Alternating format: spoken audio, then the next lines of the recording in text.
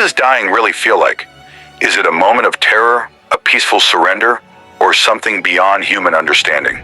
We all fear death, but what if I told you that countless people who have come back from the edge describe something completely different from what we imagine?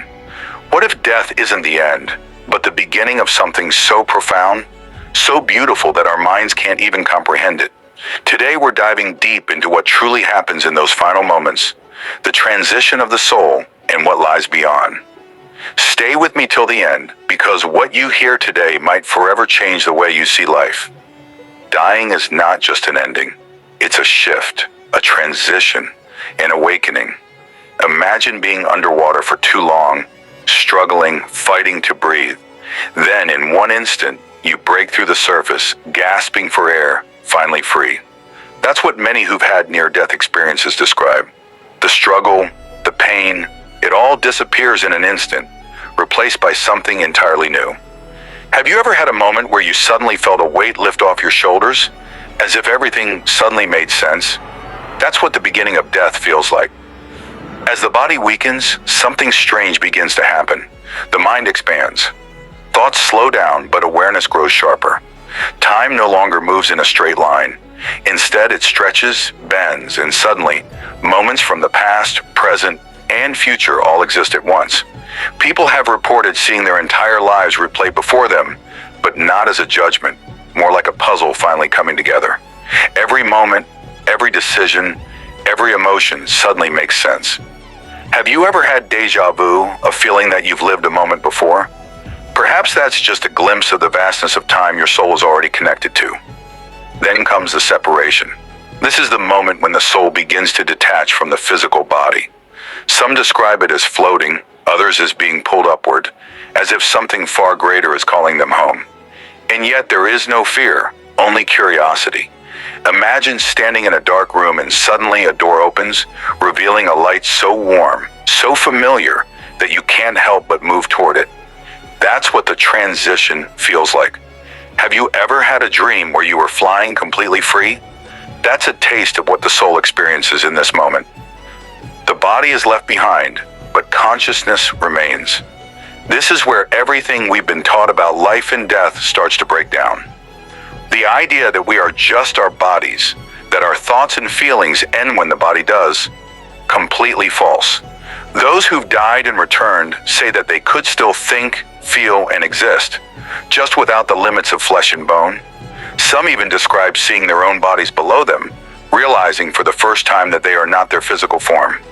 Have you ever felt like you are more than just your body, that your essence is something greater? That's because it is. Then the veil between worlds disappears. Colors become more vivid, sounds more beautiful, sensations more intense, but in a way that words cannot describe. Some report seeing energy patterns, lights that pulse with life, and even loved ones waiting for them. Others say they hear music, melodies that feel ancient, yet deeply familiar, as if their soul has known this song forever. Have you ever heard a piece of music that resonated so deeply? It felt like it was speaking to your soul? Imagine that, but multiplied beyond imagination. And then the presence arrives. Some call it God, some call it the universe. Some describe it as an overwhelming, infinite love. It is not a person, not a figure, but a feeling. An energy that embraces without words, that speaks without sound. It is all-knowing, yet gentle. It does not judge, but simply understands. Have you ever felt an unseen force guiding you, protecting you, as if something beyond this world was looking out for you? That presence is real, and in death, it becomes undeniable. But here's where it gets even more mysterious. Some are given a choice. They reach the edge, standing at the doorway between this life and the next, and they are asked, "Are you ready?" For some, the answer is yes, and they move forward into the unknown. But for others, there is something pulling them back. Unfinished business, a lesson not yet learned, a mission still waiting to be fulfilled. And just like that, they return, pulled back into their bodies, into life, carrying a memory of something beyond comprehension. Have you ever wondered why some people survive things they shouldn't? Maybe it's because their soul isn't done yet. For those who continue forward, the journey takes another turn.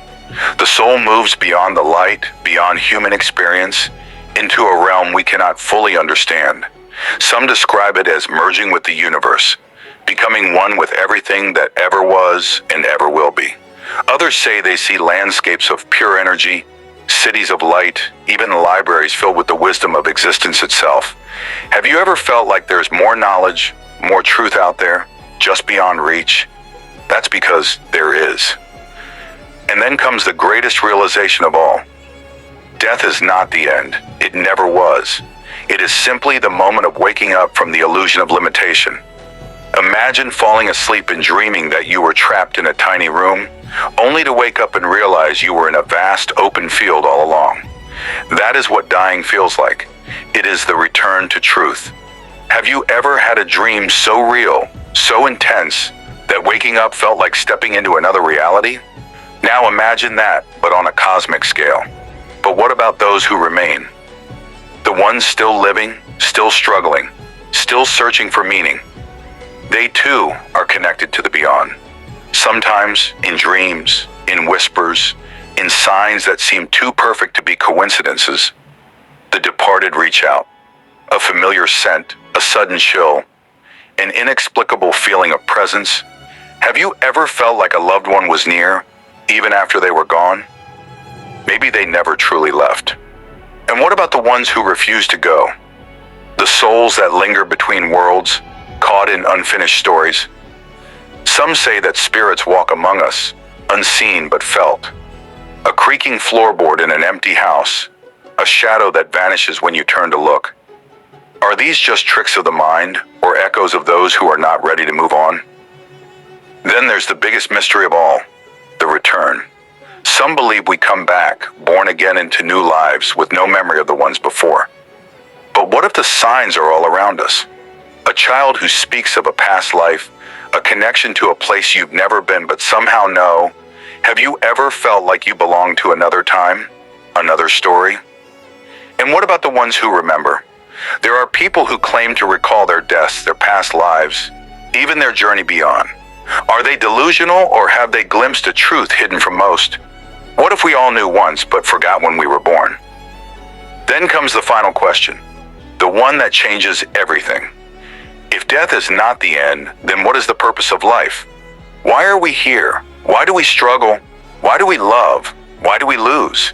If the soul is eternal, then this life must be just one chapter in a book too vast to comprehend. But what if dying is not just about leaving? What if it's about remembering? Remembering who you truly are beyond this physical existence. Imagine waking up from a long, detailed dream, realizing that everything you thought was reality was just a temporary experience. The body, the struggles, the fears, they were all part of a lesson, a journey. And when the soul crosses over, it remembers. Have you ever had a moment where you suddenly felt like you were connected to something bigger, like a forgotten truth was just within reach? Maybe that's because deep down, your soul already knows what lies beyond. And here's the most mysterious part. What if dying is not an end, not even a transition, but a return? A return to the source, to infinite love, to the place where all souls originate. What if this life is the dream, and death is the moment we wake up? What if everything we feared about it was just an illusion, a misunderstanding? If death is nothing to be feared, then maybe life should be lived without fear, without hesitation, without regret. So tell me, what do you think truly happens after we die? Comment below and let's explore the mysteries of existence together. And if you want to dive even deeper into the unknown, don't forget to subscribe and check out the next video in the description, because this is just the beginning of something far greater than we've ever imagined.